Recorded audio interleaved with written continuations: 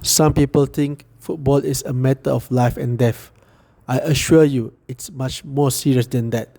Itulah kata-kata keramat pengurus legenda Liverpool, Bill Shankly satu masa dahulu. Sebelum kita mulakan episod kita pada hari ini, izinkan aku untuk menyentuh sedikit tentang peristiwa yang jauh lebih penting pada bola sepak, iaitu kejadian gempa bumi yang maha dahsyat yang melanda saudara-saudara kita di Turki dan Syria. 5 hari lepas kita telah dikejutkan dengan suatu gempa bumi yang maha dahsyat pada magnitudo 7.8 skala Richter yang telah mengorbankan setakat ini 22,000 nyawa.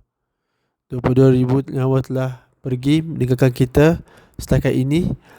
So, sebelum mulakan episod ini, aku ingin menyarankan dan mengajak para pendengar untuk sama-sama membantu saudara-saudara kita yang sedang mengalami kesusahan di bumi Turki dan Syria dengan menyumbang kepada dana gempar Turki Syria yang diajukan oleh pertubuhan NGO yang sangat reliable, yang sangat efektif, MyCare.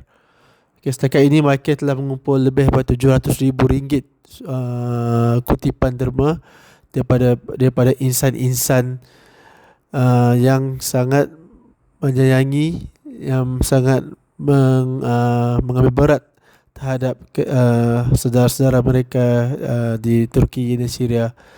Kita boleh turut menyumbang seperti mana sumbangan diberikan oleh hero-hero negara kita, pasukan SMART, pasukan angkatan tentera yang telah terbang terlebih dahulu untuk membantu mereka di sana.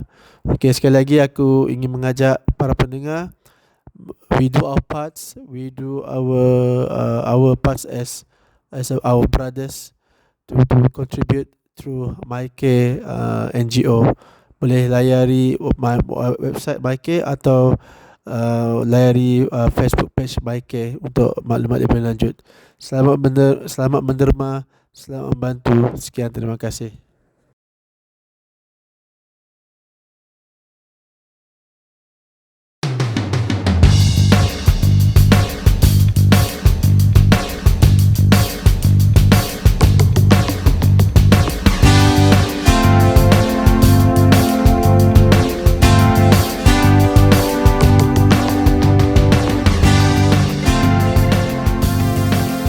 Assalamualaikum, selamat malam semua. Selamat datang ke musim baru podcast Bola Lagi. Kali ini selepas kejayaan kita dalam musim pertama podcast Bola Lagi tempoh hari, yang mana kita telah cover untuk tournament AFF untuk perkembangan pasukan Harimau Malaya. Untuk sepanjang musim pertama tu, eloklah kita kira sebagai kami ni mencuba untuk kata orang cuba nasib lah. Kita tengok macam mana kerajinan kami semua ni untuk buat podcast. Alhamdulillah setakat ni masih rajin lagi walaupun suam-suam kuku. So ini merupakan musim kedua kami di dalam podcast ini, seperti yang kita pernah sebut sebelum ini pada pada episod yang lepas, episod bonus yang lepas. Untuk musim kedua ni kami akan cuba memberi fokus kepada kejohanan Liga Tempatan lah, iaitu kejohanan Liga Super. Okey, untuk malam ini kita ditemani oleh ahli-ahli panel kita yang biasa. Pertama sekali saya ingin menjemput Encik Saudara Abdul Azim. Assalamualaikum Azim, selamat datang Azim. Waalaikumsalam warahmatullahi wabarakatuh Encik Zulharidi. Terima kasih kita dapat berjumpa lagi kita semua malam ini. Dari mana ni? Are you still in Battery of Sarawak? Tak, sekarang ni di Kuching. Hilang misterinya. Okey, so seperti musim lepas kita ada Azim dan seterusnya kita juga disertai oleh saudara Afan. Selamat datang Afan. Assalamualaikum. Salam. Terima kasih Tuan Moderator. Seperti biasa, Tuan Moderator tetap handsome. Walaupun baru balik jogging. Walaupun balik jogging. Okay, dan malam ini panelis tetap kita, saudara Phil mungkin akan join kita agak lambat sikit ataupun tak join terus, ada komitmen personal yang lain untuk malam ini. Tetapi jangan gusar tuan-tuan dan puan-puan, kita kali ini disertai dengan ahli panel jemputan. Ahli panel jemputan kita merupakan seorang blogger seorang penulis amatur kerana dia mempunyai kerja tetap di Sarawak. Most Sarawakians know him, yang famous di social media. I would like to welcome Cikgu Syaril ke dalam podcast kita kali ini. Selamat datang Cikgu. Maybe you want to tell a bit about yourself to everyone here? No lah, I think you exaggerated a bit lah, kata semua orang kenal tu. Tak ada lah. So I basically just write about football through my website, Sarawak Crocs. So interestingly, this is the first time I actually gone about Sarawak Crocs. Sebelum ni saya selalunya tolak pelawaan macam ni. Wow, okay. So I think it's fun to be with you guys lah. So let's see where this goes. Yeah, exactly. Let's see where this goes. Okay, untuk tuan-tuan puan-puan pendengar yang mungkin tak tahu, there is one prominent blog bola sepak Sarawak Crocs.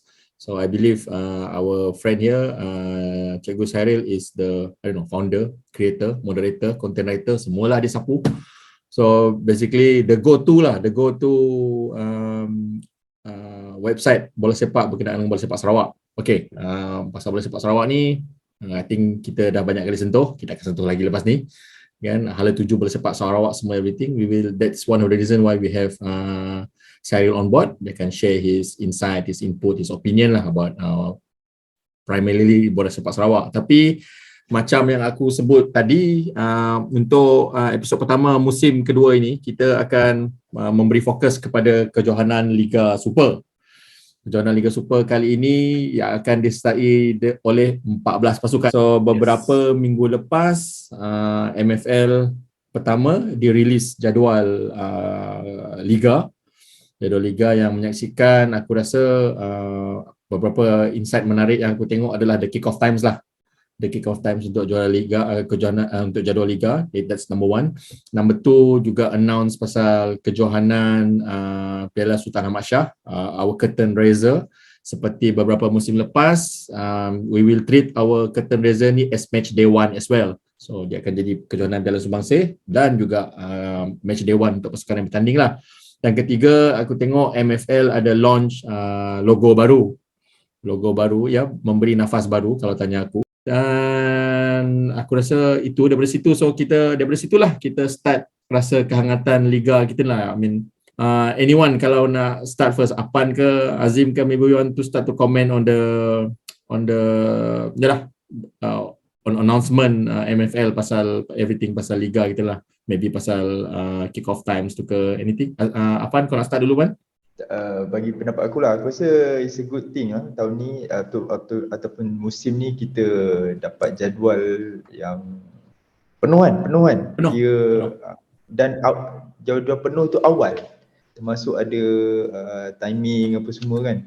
Selalunya dia macam bagi separuh-separuh dulu aku rasa, tapi kali ni kita dapat penuh. So and kita tahu pun Piala Malaysia nanti pun bila, Piala FA pun bila, so aku rasa it's a good heads up lah untuk semua tim yang bertanding kan, so that they can prepare ataupun siapkan tim dengan sempurna. Itu pendapat aku lah. Okay. Gambaran awal lah yang aku dapat. Credit to MFL lah untuk this season. Yalah, macam ya, credit due lah. Okay, satu yang macam aku cakap tadi lah, yang bila aku baca jadual tu, dan aku baca komen-komen orang, benda yang pops out to me is about the kick-off times lah. Aku rasa tak silap aku, kick-off seawal 5.30 petang atau 4.30 petang kalau main di Kuching, dan selambat 10 malam. Aku rasa itu untuk Ramadan lah.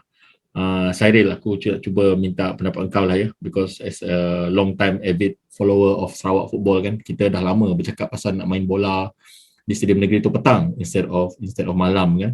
Do you have any comment on that, on the kick-off times too, especially on the ones that start petang tu? I think with Sarawak not in the picture anymore, now it's Kuching City, I think it'll be interesting because Kuching fan base tidak sebesar Sarawak, and kick-off time yang awal ini biasanya, I mean, I would say the fan base of Kuching ni dia spill over from siapa yang tak berpuas hati dengan Sarawak, dia akan pergi pada Kuching in general lah, generally speaking. So I think at the end of the day, I would say they are loyalists, and most likely they are going to attend these games, even though it's 5:30 in the evening. So if it's on the weekend, saya rasa you can expect the stadium to be mungkin I wouldn't say full, but people will come lah. And looking at the kick-off in Stadium Negeri, saya rasa kick-off in Stadium Negeri semua waktu malam lah. Oh, okay. Untuk silap saya. There's Yang not- main is away game. The first game I think against Kelantan yang petang. Oh, okay. Uh, Based on your experience before, when it comes to attendance into Kuching City's game, how's the penerimaan orang? I mean, how minat people from Kuching to attend KCFC game? Saya rasa if Kuching City has not reached too deep into the Kuching crowd itself. So one thing yang Kuching City banyak buat sekarang is promote themselves as a Sarawak team. Macam nak menggantikan lah in some to some level lah dia nak ganti. So it's difficult because they're selling the name of Kuching City, and with the split that Sarawak United and Kuching City has, although it's not, I would say they will deny it. Saya rasa people around here, they will see that it's actually happening. It will be a bit of a struggle for them to get the stadium filled up lah. But with Sarawak United out of the picture, I think the chance is much bigger now. Okay, cool. Okay, Azim, another thing yang menarik perhatian kali ini is that our TM Unify is no longer Astro has come on board to become the official what do you call that, rights Broadcaster. Broadcaster, yes, official broadcaster. Yeah, official broadcaster partner. Tak silap aku, kontrak dia 3 tahun kan. It's not even a 1-year contract. So Yeah. dulu before this, when we were having TM dengan Unify on board, so macam Unify, yeah. seronok lah buka YouTube, berarti Yeah. 4-5 Yes. game serentak kan. So now Yeah. with Astro on board, first comment daripada ramai peminat is concern lah, sebab before this nak tengok dekat Unify free kan, nak tengok kat YouTube free kan. So now Yeah. number one, and then game tu serentak kan, but first commitment Astro buat, dia akan dapat tunjukkan semua game serentak lah. Apa komen kau Zim pasal involvement Astro this time around? So far involvement Astro yang previously lah, yang sebelum ini collaboration Malaysia Football League dan juga Astro, mereka memang dalam sejarah sebelum ini memang mereka mempamerkan satu game sahajalah, channel 801 Astro Arena tu. So mereka memang mengambil satu game ketika dalam sejarah sebelum ni, memang mereka mengambil satu game perlawanan yang besar lah, dan banyak menidakkan perlawanan pasukan yang lebih kecil. Dan dulu saya pernah menonton bola sepak Sarawak juga di Astro juga dulu. So Sarawak masa dalam Astro tu memang bukan Sarawak lah, tim Liga Perdana memang tak dipandang langsung lah. So kalau dulu dengan Unify mengambil alih, TM Unify mengambil alih, kita nampaklah Liga Perdana pun ada, Liga Super pun ada. So saya harap Astro dalam tahun ini akan memberi peluang kepada kedua-dua pasukan Liga Super dan Liga Perdana lah, tidak kisah pasukan besar atau pasukan kecil. Dan sekarang ini sepatutnya lebih besar peluang lah, sebab Liga Perdana tak ada tahun ini. So Liga Super 14 pasukan sepatutnya mendapat peluang yang serentak lah. Dan saya berharapkan Astro Arena menggunakan platform macam Super Sport ke, seperti ada Super Sport 1, Super Sport 2, Super Sport 3. Sekarang ni kita ada Astro Arena 801 dan 802. Saya harap mereka menambahkan lagi lah, supaya semua pasukan yang bermain secara serentak mendapat penyiaran yang sama, walaupun mereka bermain di waktu yang sama. Tak kisah mereka bermain di petang atau juga malam. Jangan kita, saya pun risau juga sebenarnya kalau bermain petang, sebab dulu pun dalam penyiaran secara langsung game petang jarang diambil, hampir tak ada pun. Mereka mengambil perlawanan yang waktu malam saja. So saya berharap petang atau malam mereka memberi peluang semua pasukan, tak kisah besar atau kecil, semua pasukan kita berpeluang untuk menonton secara siaran langsung. Itu pendapat saya lah. Betul. Satu yang aku nampak ialah dalam banyak-banyak komen kritikan lah orang terhadap cakap pasal perubahan sponsorship ni kan. Tapi kalau kita tengok daripada segi positif, aku rasa Astro pay a lot kepada MFL to have the rights. Kalau betul yang aku baca tu 3 tahun. So they pay a lot lah. Pada pandangan kau lah Fan, dengan duit yang Astro bagi ke MFL to have those rights kan, is there going to be a lot of, kata orang, trickling effect kan? Effect dia kau bagi dekat yang atas tu, tim-tim bawah tu dapat merasa lah duit tu tadi kan, yang daripada Astro tu kan. Kau rasa will that give a lot of impact tak kepada pasukan-pasukan yang bertanding di Liga Super? Aku rasa isu ni memang selalu dimainkan kan, sebab sebelum ni pun memang kita dengar lah kalau bila dapat right broadcasting ni, bila dia bagi duit tu tak sampai pun sebenarnya ke kelab-kelab kan. So aku pun tak sure sebab apa benda tu berlaku. Adakah benda tu part of dia punya agreement ke whatever. Tapi since Astro big company kan, established, aku rasa perkara seperti tu tak sepatutnya berlaku lah. Maksudnya bila dia dah bagi duit tu ke MFL, MFL sepatutnya satu badan bebas perlu memberikan wang ataupun education yang sepatutnya lah as per yang telah dijanjikan kepada semua tim. And duit tu of course lah boleh digunakan oleh pasukan untuk dia run the team. Itu yang aku dapat tengok lah kalau dari sudut tu. Tapi lagi satu aku rasa kalau macam Astro ni biasanya yang previous pun kan, macam Aziz cakap, diorang dah pernah dapat right sebelum ni. Dan bila kita tengok dulu transition daripada RTM ke Astro tu, memang kita nampak beza kan. Macam mana dia punya secara langsung, komentator lah, pandit ada kan, macam berbual tu, bersema-sema tu nampak macam wow, macam established lah benda tu, macam kau tengok Liga Eropah. So macam menarik lah kat situ. Cuma bila kita nak compare dengan Unify tu, secara langsung yang semua game kita dapat, yang ni aku rasa ada masalah lah. And aku satu lagi aku rasa dari sudut mungkin orang yang tak subscribe Astro tu akan ada masalah lah untuk tengok Liga Super kan. Yalah. Malaysia budaya untuk ke stadium tu kurang. Itu aku rasa kita kena admit. And tapi kalau walaupun macam Unify dah 2 tahun atau 3 tahun tu, walaupun budaya ke stadium tu kurang, kalau kau tengok view yang masa live tu memang tinggi.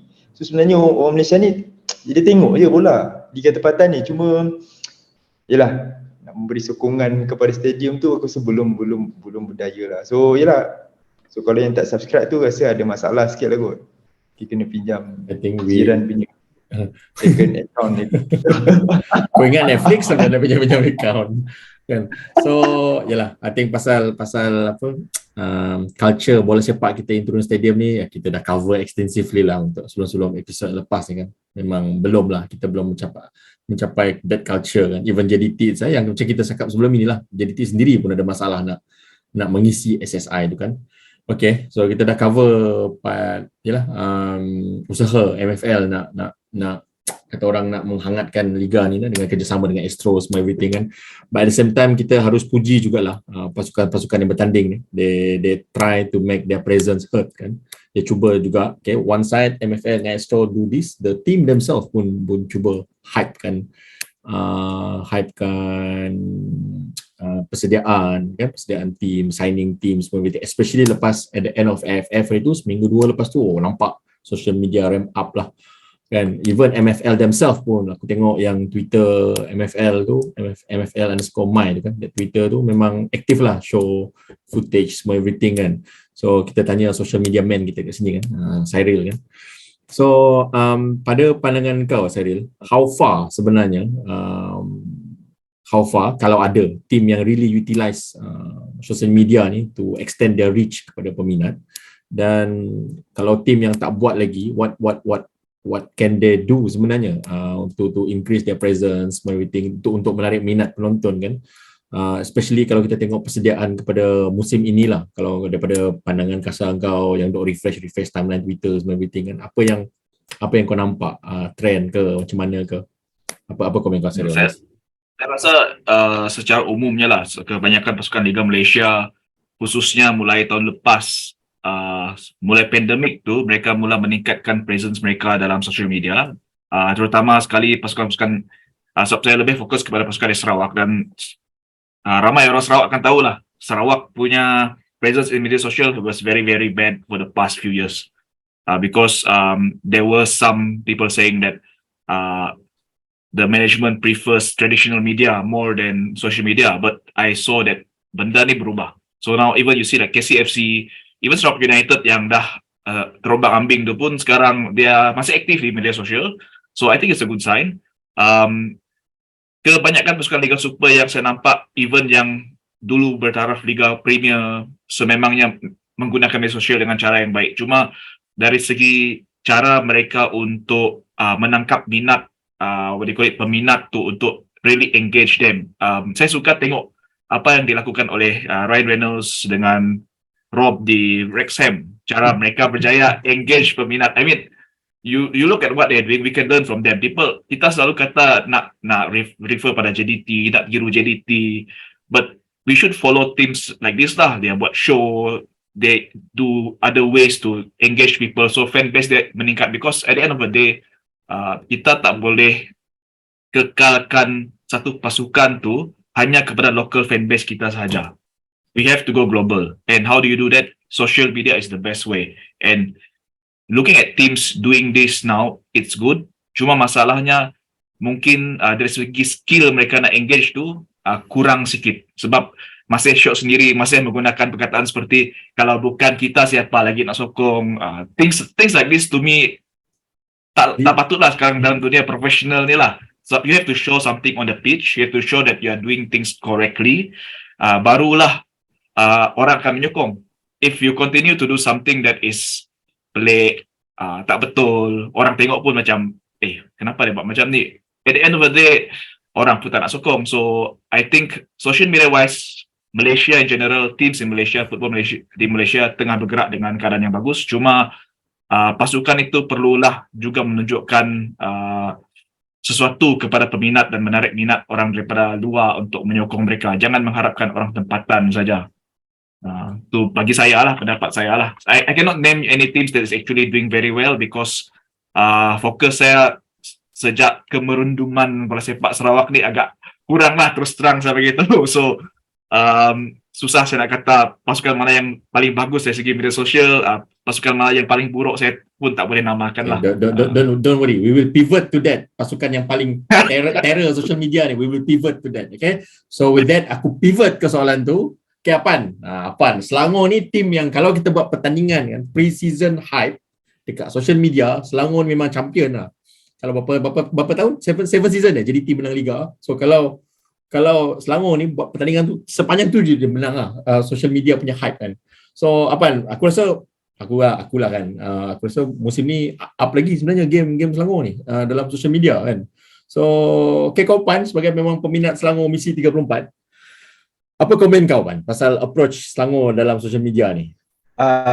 Aku tak nafikan lah. Aku rasa Selangor lepas pengurusan baru ambil tu, kita memang nampak ketara lah diorang punya involvement ataupun penggunaan social media tu memang sangat meluas lah. And even diorang pernah menang, aku tak tahu lah last 2 season ke apa, macam kelab yang memiliki yang menggunakan kelab terbaik lah dalam segi media sosial ni. So betul rupanya, bukan cakap-cakap kita je.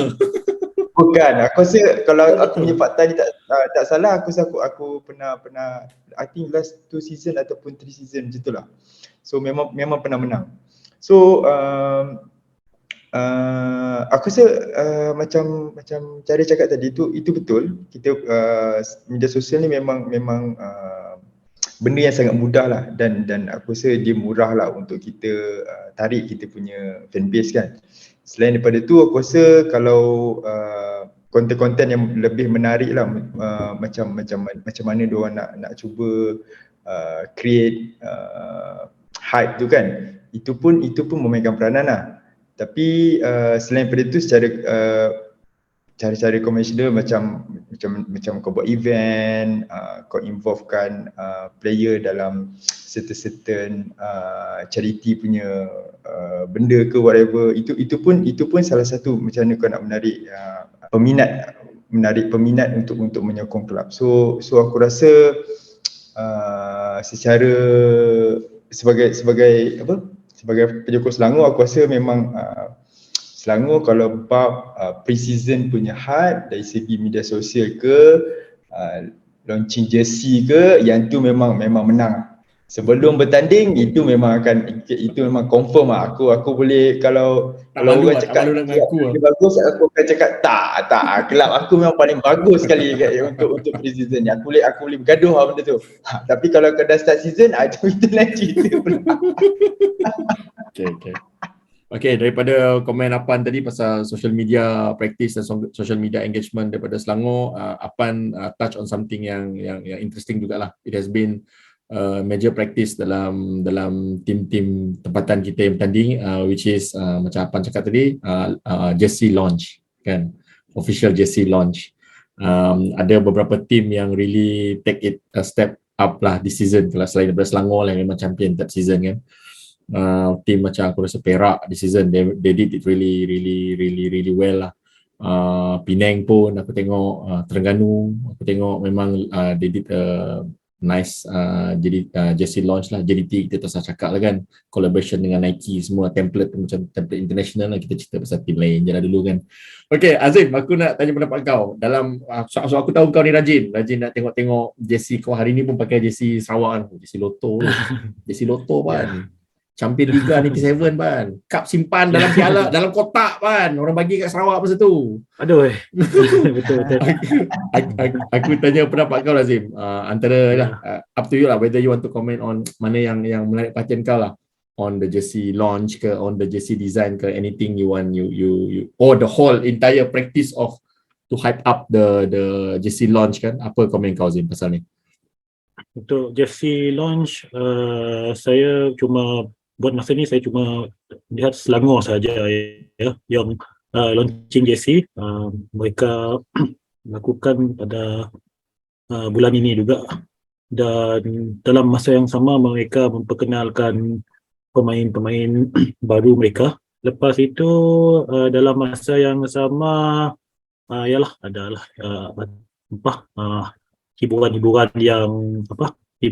yang sambil launching tu. So saya melihat walaupun Selangor sudah buat launching jersey, tapi yang saya tunggu sebenarnya daripada JDT lah, sebab JDT yang bila launching jersey memang tip-top terbaik lah juga, sebab buat waktu malam, lepas itu ada konsert, lepas itu ada bunga api, dalam masa yang sama kadang-kadang bawa artis. Cuma JDT ketika launching kan tak seperti Selangor lah, banyak peminat yang menonton lah. Untuk Johor sebenarnya management memang terbaik lah dalam launching jersey, cuma untuk menarik peminat saja mereka mempunyai masalah berbanding dengan pasukan Selangor. Tapi so far untuk launching jersey sekarang ni buat masa ni yang saya ingat Selangor sahaja yang ada lakukan lah. Yang friendly semua tu saya tak pasti. Semua tu adakah itu jersey yang akan digunakan ketika Liga nanti, seperti pasukan Perak, pasukan Kedah. Betul. Kedah yang bermain T2K sekarang ni, Perak yang berlawan dengan Kuala Lumpur dalam Piala Harapan hari itu. Itu pun sama juga, tak pasti juga jersey itu adakah jersey itu akan digunakan semasa launching nanti. So kita tunggulah dulu. Sama juga pasukan Kuching pun sama juga, pasukan Kuching pun pasukan misteri juga yang banyak bermain berdekat teki. So kita tunggu sajalah launching jersey. Saya harap jersey semua menarik lah tahun ini. 14 pasukan tahun ini mempamerkan jersey yang terbaik lah. Ya, terima kasih saya. Touching on that, I think one thing yang saya rasa sangat missing dengan banyak tim di sini kecuali JDT lah, is how they sell the jersey. Semua orang nak eksklusif. Semua nak pergi kedai dia. So at the end of the day, you hit a very small market. JDT did very well in that sebab dia buat letak di Shopee. Betul. Oh, orang lain sedangkan di Shopee kah? I know Selangor did not, because I try to find Selangor official jersey di Shopee, tak ada. They want I know. Biasanya macam tu, dia akan launch on the official partner, lepas dia Shopee lambat. Oh. So Okay. I mean you miss a lot of sales there, and we're Yeah. talking about football revenue kan. Hmm. Why are these teams dah 2023 masih juga they don't want to tak mahu untuk berubah untuk go on board of this. You're talking about social media kan. You're talking about making sales, making money out of something other than football. Kenapa dia tak nak berubah? Kenapa nak eksklusif juga macam tu? Masih berada di tapuk yang lama. Macam mana nak untung? Betul. Patutlah setiap season tak ada duit terbayar gaji. Oh, Just saying lah. We will go there. We will go there, brother. Don't worry. Okay, so we talk about apa yang MFL buat to hype up the season. We also have talk about apa yang fan engagement dengan fan yang team buat to hype up the season kan. So next we need to go to we want to have a look at the actual essence of Liga ni lah. Performance, the football on the pitch lah kan. The football on the pitch kan. So as part of readiness dia kan. As part of readiness pasukan-pasukan ni, of course dia ada pre-season dia lah. Kalau dulu pre-season, kalau macam kat Sarawak dulu, pre-season dia setakat tour lah. Tim Sarawak tu bawa pergi Kuching, bawa pergi Miri kan. As a pre-season tour kan. Sekarang dah canggih lah kan. Ada tim yang pergi Dubai kan. Ada siap buat tournament dekat Dubai kan. Lawan dengan tim-tim top kat Dubai kan. Tapi macam KCFC menarik for a team yang baru promoted ke Liga Super ya, Cyril. Team yang baru promoted ke Liga Super dari Liga Perdana, they actually decided to belanja besar to Cambodia kan, tak silap aku, the friendly. Kau ada apa-apa insight or comment tak Cyril pasal tour KCFC ni lah dulu before we talk about other teams punya tour overall? I think Kuching is building a very formidable side. Saya rasa dia salah satu tim yang underdogs lah. Sebab you see mereka kebanyakan pemain ni adalah daripada zaman Sarawak FA dulu. So tour mereka di Cambodia itu menarik sebab mereka menentang pasukan-pasukan yang saya boleh katakan top teams lah.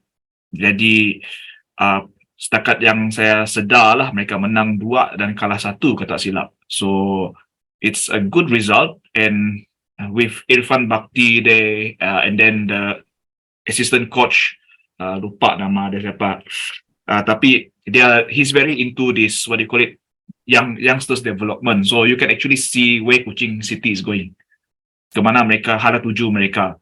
So perbelanjaan mereka tahun ini adalah besar. Banyak kabar angin yang saya dengar, tetapi belum dapat dipastikan sebab Kuching City ni pun dia bijak menyimpan rahsia, dan saya pun malas nak mengorek juga sekarang. Tak macam dulu, di usia sekarang nak relax sajalah. So at the end of the day, saya rasa kita akan lihat satu kebangkitan bola sepak Sarawak melalui Kuching City, dan saya berharap bahawa Kuching City akan menjadi satu pemangkin kepada kelab-kelab lain di Sarawak untuk bangkit dan mewujudkan pasukan yang mampu bermain di Liga Malaysia pada masa hadapan. Bukan sahaja di peringkat Sarawak ini saja, tetapi main di Malaysia lah, di Liga Malaysia. Betul. Kita harus puji lah, Kuching City ni memang datang daripada tier paling bawah kan, Liga Rakyat kan. Dia naik. Liga Rakyat. Slowly, sikit, and then pemain yang mereka ambil pun bukan calang-calang. Mereka very careful to select the players they want. So it's something to watch lah. Betul lah. Kalau aku tengok the import player yang dia sign tu pun yang really pops up tu yang apa? Adik atau anak Michael Schwarzer tu? Anak. Anak. Ya. Anak kan. So Yeah. macam wow kan. I mean to that extent lah, Kuching KCFC is trying to make a mark this round lah kan. Okay lah. So, Then dia punya top striker Premier League last year. Top striker for the league. He's going to play the Super League, and I think it will be a good season for Kuching City. People will be surprised with what they might be able to achieve. something. That's how I see it lah. Okay, betul. Apan, di Azim ada tambah ke Azim pasal KCFC? Ya, saya nak tambah sikit ya. Bagian Kuching City FC. Memang ini pasukan yang saya sokong. Lagipun pasukan ini memang dia peningkatan kamu tak nampak mendadak lah. Kamu nampak peningkatan dia sikit demi sikit lah. Tapi hasil dia kita nampak lah. Dia sekarang mereka bermain Liga Super. So mereka berbelanja besar saya faham kenapa kena Kuching City berbelanja besar musim ini. Mereka nampak pasukan yang sebelum ini kan dari Liga Perdana bertanding di Liga Super. Bila mereka tak mengambil risiko dan tidak berbelanja, pasukan tu automatic relegated kebiasaannya. Memang kebiasaannya akan jatuh ke Liga Perdana semula. Tahun depan 2 pasukan akan relegated, daripada 14 pasukan akan menjadi 12. Kita tahu semua pasukan tidak mahu mengambil risiko. Kuching City sign 2 goalkeeper, 2 centre back import. Dari sana kita nampak mereka serius untuk bahagian pertahanan lah, untuk mengelakkan dibolosi pasukan-pasukan yang kali ini pasukan yang bukan calang-calang lah Liga Super. Saya pun setiap minggu nervous je. Tunggu game pun takut lah dimalukan, dipermainkan. So mereka saya nampak menambah centre back dan juga menambah juga seorang penyerang daripada Burundi, dan saya berharap pasukan Kuching tahun ini mampu memberi saingan lah. Kalau boleh kita elakkan relegation lah pasukan Kuching. Itu yang saya faham lah. Bukan biasanya memang pasukan baru pergi ke Liga Super, memang mereka akan rasa macam berdebar lah. Sebab yang saingan yang mereka hadapi bukan persaingan yang biasa yang mereka hadapi di Liga Perdana. So saya faham kenapa Kuching mengambil risiko ini untuk belanja besar musim ni. Ya, itu dari pendapat saya lah, Hazul. Betul, kalau if you focus on defense kan, kalau you stop goal from coming in, you cannot be beaten kan. Kita start dengan tu lah, start with good defense dulu kan. Betul. Yes. Untuk para pendengar sekalian, episod malam ni setakat ini kan, dia agak KCFC oriented. Sebab yalah, 2 wakil memang minat KCFC, orang Kuching semua kan. So later we will come up with a proper preview for each of the team yang bertanding Liga Super. Later you will hear more about KCFC kan, or other teams yang bertanding. Kita akan cuba lebih fokus kepada pasukan-pasukan lain selepas inilah ya. Pan, tadi Azim ada sebut pasal Piala Harapan. Okay, Piala Harapan disertai oleh Selangor, Penang, tak silap aku Gelang Gelang, dan satu lagi tim ada 4 kan, Perak Kedah. Kedah. So sebagai satu ada orang sebagai satu kejohanan kata orang pre-season tournament digunakan untuk persiapan kan. Kau apa pandangan kau terhadap tournament sebegini? Nama dia Piala Harapan sebab Pakatan Harapan ke? Mungkin lah kan. Ada komen lah? Tak nak komen lah. Kita tak nak ke arah tu lah. So pada pandangan kau approach yang macam ni kan, buat friendly tournament, pre-season tournament kan, untuk apa kesan dia kepada tim, apa kebaikan patut ke tak tim join macam ni, apa komen kau kan pasal tournament yang macam ni?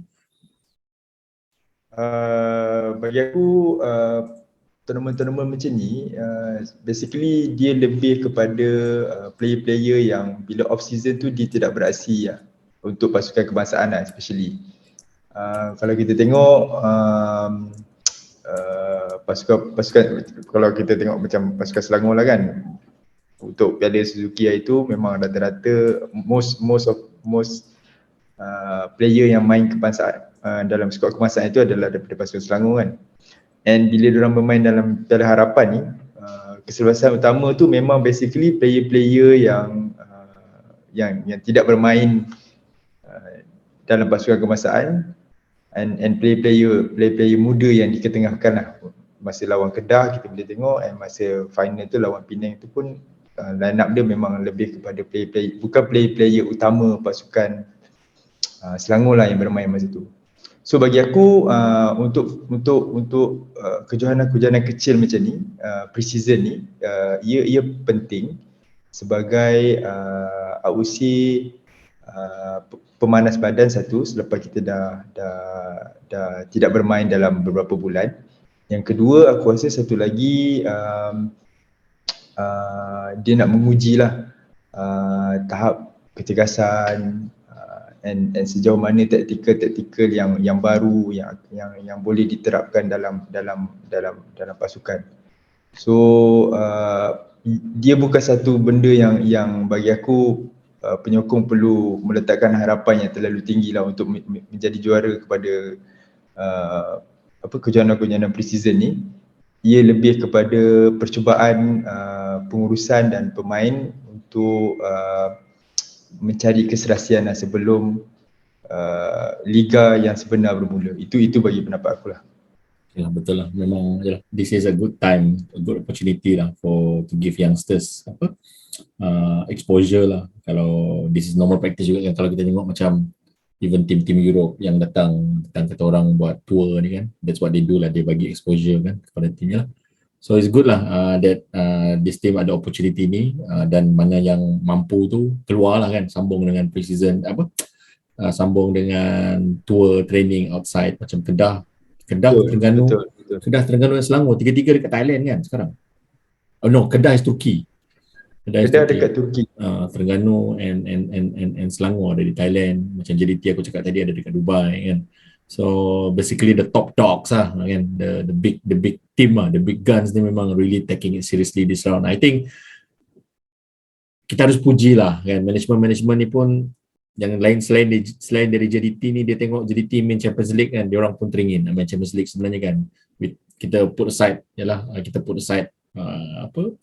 pride semua, memang nak merasa kan, that's the highest level yang ada untuk kita kan. I think that's one of the reason lah pada pandangan aku kenapa this team another round awal-awal ni memang take it seriously lah, this pre-season kan. Okay, so aku rasa setakat ini untuk as a preview untuk Liga Super musim 2023 ni as a whole, kita cover area-area yang katanya macam general lah, cover semua approach, start semua everything, participation team semua everything. So macam aku start awal-awal tadi, dan macam MFL cakap awalnya, sepatutnya Liga Super ni ada 16 pasukan. Dia akan combine dengan Liga Perdana semua everything, so ada total 16 pasukan. Tapi ada 2 pasukan yang tak dapat join. One of them is our beloved SUFC. Okay. Kalau pada pendengar lain yang tak tahu ataupun dah tahu dan sedar, the big chunk of us dalam podcast ni orang Sarawak. Sebab kami tak ada tim bola nak sokong, kami sokong tim bola orang lain. Itu aku. And so antara sebab kenapa SUFC ni tak masuk lah, tak dapat join sebab tidak dapat kelulusan lesen daripada MFL sendiri, ada masalah gaji. Masalah gaji SUFC ni kita dengar lama dah sebenarnya. Aku rasa even Sarawak Crocs themselves dah bertahun sebenarnya, 2 years back kalau tak silap aku, dah try 1 year ago, awal tahun lepas dah. Lagi itu saya think cover bola Sarawak ni since 2013. Lepas menang Liga 2-3 years after that, once after Sudarsono step down lah, technically you already hear all these things, sadly lah. So yalah, it's something that itulah, bila macam teams macam Kuching City pergi keluar negara berbelanja besar, bila tim-tim besar yang bukan JDT pergi melawat ke sana sini, harapan kita adalah mereka mampu bertahan membayar gaji sehingga hujung musim lah, because there's a saying, gaji adalah hak. So these players put their soul in playing football to entertain us. Kalau ikut jumlah wang yang diberikan oleh MFL untuk menang sekalipun, taklah besar mana kan, setakat 1 juta 2 juta macam tu kan. So at the least the teams can do is bayarlah gaji pemain-pemain ni. Kalau tak mampu, ambil lah yang cukup-cukup lah, yang boleh play, but at the same time what do you call it, they can pay the players lah. Saya rasa ini ya harapan kebanyakan peminat lah, kita nak gaji pemain dibayar. Kita faham situasi mereka yang dikejar pelbagai pihak sebab tidak mampu membayar macam-macam barang yang dijanjikan. So case SUFC ni memang dah, I mean, it's so bad lah, it's so bad. Kalau dengar cerita-cerita yang tidak dipampangkan tu, sedih dengar. So I hope sekarang FAS sudah berubah, presiden sudah berubah, SUFC masih dimiliki oleh orang yang sama. Kita harapkan yang terbaik untuk kedua-dua pihak lah. Mungkin Azim boleh tambah sebab dia guna baju Sarawak yang lama ni, sebab dia sokong Sarawak yang lama. Sekarang dia sokong Sarawak Kuching City. Ada komen je pasal isu gaji ni. What is the status now kan?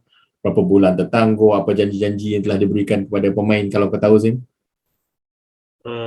Last saya dengar bulan 12 itu dalam 5 bulan tak bayar gaji. Itu pun melalui Facebook dari Facebook, bukan ada press conference . So mereka buat podcast macam kita juga, pemain Sarawak United ketika itu. Saya dengar pun rasa tak mau dengar sebab hati hancur kadang-kadang Jahit hati. dengar Jahit nak hati. gaji tak bayar jahit Jahit hati. hati. Saya ada tak boleh melemahkan jantung lah dengar, sebab saya sendiri pun kalau gaji lambat masuk pun dah start risau sudah kadang-kadang, dah buka kaca simpanan sudah. So untuk ini Sarawak United FC ini, pada pendapat saya lah, first keutamaan dia tak payahlah fikir kejuaraan, tak payahlah fikir nak import, tak payah fikir pasal nak stadium canggih-canggih. So nak pergi melawat macam JDT ke Dubai, macam Kedah ke Turki, tak perlulah. Buat masa ini mereka sepatutnya bermula dari bawah. Dan pada saya sebenarnya Sarawak United bermain tak kisahlah di Liga 5 ataupun 3 amatur, tak kisahlah. Lebih baik mereka bermula daripada bawah sebenarnya dan cuba improve sedikit demi sedikit ke Liga Super daripada mereka berlompat terus ke Liga Super atau Liga Perdana, kerana kita faham ya, kita susah nak dapat baru kita akan menghargai sebenarnya. So pendapat saya, dia boleh guna role model macam Kuching City FC, guna saja pemain tempatan dahulu apa yang ada, asalkan pemain terbela, gaji terbayar dan juga pengurusan macam takkanlah sampai tiket kapal terbang pun tak boleh nak bayar. Itulah kita tak mau dengar. Macam mana pihak lawan di pasukan sebelah sana nak berlawan dengan kita kalau kita sendiri tak mampu pergi ke sana, tak nak katakan mereka nak mengharapkan main mereka datang ke sini pula untuk game kita yang away. So bahagian inilah pihak pengurusan yang perlu mulakan. So perlu fikirkan. So dengan Presiden Zulkarnain yang baru sekarang ni, saya berharap beliau memulakan daripada sinilah, bahagian macam dari bawah lah, dari Liga M5. Tak ada benda yang nak dimalukan sebenarnya ya, kalau nak bermula di bawah, tak ada benda yang nak dimalukan. Kadang-kadang kita kalau tak layak berada Liga Super, kita kena terima hakikat. Memang macam itu, tak ada cara lain. Memang kita kena terima. Tak ada apa yang dimalukan. Kalau kita sudah relegated, kita terima, kita cubalah bangkit. Kalau kita jadi juara pun kita kena terima, kita kena improve. Bahawa tahun depan saya ingat kita akan lebih, orang akan mau mengalahkan kita. Biasa saja barang macam itu. So saya berharap Sarawak United FC, walaupun saya tak sokong Sarawak United FC, saya berharap mereka akan bangkitlah, sebab ini adalah bukan untuk negeri saja ya, ini adalah untuk negara Malaysia ya. Saingan yang bagus akan menghasilkan pasukan kebangsaan yang bagus. Pasukan Malaysia mesti adalah keutamaan kita. Itu matlamat kita sebenarnya. Yang pada pendapat saya lah. Okay, terima kasih. But saya rasa yang satu yang mungkin terlepas adalah bahawa Presiden baru FAS ada mengatakan bahawa dia tidak mahu lagi FAS menguruskan ataupun campur tangan di mana-mana pasukan profesional. So pasukan-pasukan profesional seperti KCFC, Kuch Sarawak United, Nangka United, sememangnya tidak ada campur tangan daripada FAS selepas inilah. Dan kalau informasi yang saya dapat betul, mereka nak fokus lebih kepada membangkitkan Liga Tempatan Sarawak, which I think adalah sesuatu yang bagus. Sebab kalau bolehlah, saya suka kalau FAS sekarang yang Sarawak Football ni, Sarawak Football Association belajar daripada Selangor. Selangor is a very good league. Klang Valley, Selangor Cup, something like that in that nature. So I think Selangor is a good place to start learning about how to run a league, at least for Malaysia lah, and develop our local talents. Macam yang Azim kata tadi, is about getting a bigger pool for Malaysia. So Sarawak, kita selalu kata orang Sarawak, takkan tak ada orang Sarawak tak pandai main bola kan, ambil orang daripada sana sini. So why not? This is the chance kan. More teams, more players, at the end of the day, the nation benefits. Betul lah. I think kita lah privately, all of us, including dengan masa kita borak dengan Apan sekali kan, when the original Sarawak FA team was disbanded dan dihantar ke M5 at that point of time, we were looking forward, tak kisah pun jatuh M5 pun, we will still support kan. End of the day, itu team kita kan. And so the moment kita dapat tahu the then President FAS did a shortcut, dia beli team, dia rebrand team, masuk Liga Perdana dan mengabaikan terus team regional Sarawak FA, itu memang aku memang putus teruslah, no more lah. Memang Selangor lah all the way. So kan memang berpatah arang kalau orang cakap. Punya frust kan. Tapi KL aku kan macam macam Azim cakap lah, you still have to start somewhere kan. Tak perlu malu lah ya. Tak apalah. What we can do here kan, we kita cakap lah, we talk about it. Kita try create awareness kepada orang kan, so people can think about the same lah. Aku rasa with that kita dah cover what we plan to cover dalam episod pertama musim kedua podcast kali ini, whereby kita bagi preview kepada Liga Super musim 2023. Macam aku cakap awal tadi pun, kita akan teruskan musim kedua ni fokus kepada Liga Super. Mungkin in between tu kita akan start tengok kalau ada tim nasional yang main, kita akan borak pasal tim nasional, tapi fokus kepada Liga Super lah. Nantikan episod-episod yang akan datang. We try to do our best. So susah ni nak kumpul timing semua bapak-bapak orang ni kan. So that's our promise. We'll try, we keep on doing this. Maybe at least weekly. Kalau rajin mungkin ada preview. Kalau rajin lah kan. But before we wrap up lah, for this particular episode, we talk about preview Liga Super ni. Apan, maybe some parting words, Pan? Anything you want to say? Katanya macam harapan untuk Liga Super musim ini. As overall aku rasa aku nak tengok saingan tu lebih sengit lah daripada pasukan-pasukan yang sepatutnya telah establish lah. Sebab aku letakkan Liga Super ni dia ada macam top tier punya team, second tier punya team, third tier punya team lah. So kalau boleh aku nak tengok tahun ni macam top tier punya team ni, macam ni, kalau aku boleh namakan macam Kedah, Terengganu, Selangor, Perak, tim-tim macam tu kan, selain pada JDT lah kan. Dia sepatutnya memberi persembahan yang baik tau. Yang sepatutnya mereka berada lah, bagi aku macam tu, dengan secara yang panjang, persediaan memang dah establish punya team kan. Yang tu yang aku nak tengok sebenarnya. Sebab tahun lepas bila kita tengok macam ada, bagi aku macam Negeri Sembilan dengan Sabah tu macam pasukan baru yang baru masuk Liga Super, dan dia somehow dia boleh berada di tempat ketiga dan keempat kan. So bagi aku macam ada sesuatu yang pelik lah kepada pasukan-pasukan yang established ni. Sebab aku rasa diorang berbelanja lebih besar daripada pasukan-pasukan ni. Of course lah, macam Sabah somehow dia spend quite big amount of money kan last season. Tapi bagi aku benda-benda macam tu lah yang aku nak tengok. Sebab bagi aku kalau liga tu macam bila kelab-kelab satu liga ni ada kelab-kelab yang besar tu, dia dah memang dia dah so-called established dekat liga tu. So lama kelamaan persaingan tu akan menjadi lebih baik. Itu yang aku dapat tengok lah. Macam kalau kita tengok Liga Eropah, ada few dalam satu liga tu ada macam few clubs yang memang established. So bila ada club lain yang baru masuk ataupun baru promoted whatever, dorang akan cuba memberi saingan yang lebih baik. Yang tu yang aku nak tengok lah. Untuk tahun ni. Okay, that's good. So end of the day, kalau liga lebih kompetitif, semua akan menguntungkan tim kita jugalah, pasukan negara jugalah. Cyril, tadi engkau actually said something about untuk musim ni kau nak tengok gaji pemain tu terbayar lah semua. Tak nak dengar lagi lah cerita-cerita pasal gaji tak bayar ni kan. So selain daripada itulah, kalau kita fokuskan kepada kebajikan lah, selain daripada kebajikan, apa lagi harapan kau untuk Liga Super musim ini, Cyril? Ada 3 benda yang saya nak tengok dalam Liga Malaysia tahun ini. Yang pertama tu pasal gaji lah, pemain dibayar.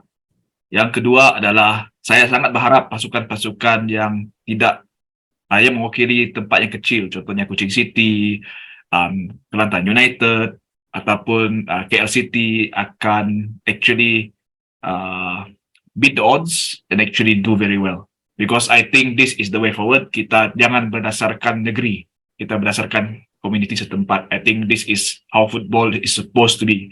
And that will make more teams rasa mereka pun boleh buat. Kita boleh ada tim daripada Miri contohnya, Itu yang kedua lah. Dan yang ketiga, saya sangat berharap lah, saya tahu ada peminat JDT di luar sana, Selangor, please don't kill me.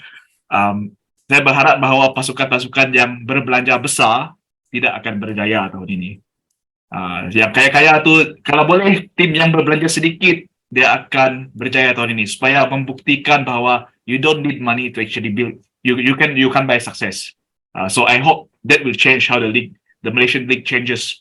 So bagi saya itu akan lebih menarik lah, supaya kita all this while orang selalu kata lihat JDT, macam mana JDT dapat buat ini buat itu, but JDT has someone backing them, someone with money to help them jumpstart everything. So what about the other teams? So I think having a team that is not actually rich, tak kaya, berbelanja secara berhemah, actually winning the league is something very positive for the Malaysian league. That's how I see it. So 3 harapan itu sajalah. Menarik. Ini memang harapan-harapan ni. We need to patrikan semua ini harapan. Kita tengok end of the season, kita tengok balik harapan ni kan. Okay Azim, kau pula Azim, macam mana Azim? Apa harapan kau untuk musim baru ni? Pendapat saya dan harapan saya sama seperti Cyril dan Afan lah. Ya, kita harap pasukan-pasukan di Liga Malaysia semua improve dan memberi saingan sengit kepada takhta kejuaraan Liga Super, dan kalau boleh kita tanahlah juara Liga Super berasa selesa lah untuk setiap kejuaraan lah. Biar mereka struggle untuk semua game, kerana saingan yang sengit akan menghasilkan pasukan yang kuat, dan pasukan yang kuat ini yang layak ke Liga Juara-Juara Asia nanti akan yang terbaik dalam Liga Super lah. Dan juga pendapat saya satu lagi, semua pasukan tidak ada mengalami masalah gaji juga. Dan juga yang terakhir sekali, saya berharap stadium dibanjiri ramai peminat lah. Walaupun macam saya susah sikit nak ke stadium, tapi saya berharap stadium dibanjiri ramai peminat dan semua peminat mendapat akses kepada pasukan masing-masing dalam siaran langsung Liga Super, supaya kita tahu macam mana mereka bermain, macam mana mereka update prestasi terkini, dan juga kita boleh mendapatkan maklumat yang terkini lah, sebab siaran langsung kan maklumat terkini lah, betul lah. Dan juga di media sosial setiap pasukan memainkan peranan lah untuk mengemas kini. Janganlah website ataupun di Facebook sama saja, Instagram pun sama saja. So saya berharap ini akan merancakkan liga lah. Akhir-akhir sekali kalau kita buat semua ini, semua orang untung sebenarnya. Tak kisah siapa menang dan siapa kalah, semua untung. So itu harapan saya untuk Liga Super 2023 tahun inilah. Ya. Okay, nice. Okay, aku rasa semua ni yalah, whatever you guys shared tonight malam ini kan memang should have covered lah apa yang penting untuk kita kan. Kita tak minta lebih pun, kita minta contohnya macam tadi ya, macam gaji kena bayar kan? Kita tak minta lebih pun, kita minta ada competition, kita minta information updated, kita tak minta yang lebih-lebih pun kan. Aku nak tambah sikit lah macam yang kita pernah sebut episod sebelum ni, tahun 2024 kita bakal berdepan satu cabaran yang terhebat untuk generasi kita, iaitu kejohanan Piala Asia 2024. So kejohanan Liga Super yang kompetitif ni will only result to a good readiness kepada pasukan kebangsaan juga lah kan. So we'll see, Liga pun tak start lagi. Kita akan tengok whether harapan-harapan kita ni akan fulfill. Kalau tak semua, some pun okay kan. Kalau kita tak dengar lagi cerita pasal gaji tak dibayar pun dah, I think we are happy enough kan. Kita tak kisah pun. Okay, with that I think we should end episode ini punya recording. Apaan? Thank you Apaan. Azim, thank you Azim. Cyril, thank you Cyril. Okay. Thank you very much.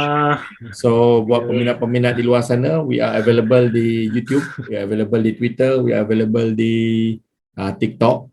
Kalau nak dengar this several version of this pod, ada dekat YouTube, ada dekat Spotify, our user channel, just search Bola Lagi. Thanks for supporting us as of now. Keep on listening. I will end up this session with kata-kata keramat. Bola sepak kita, wajah kita.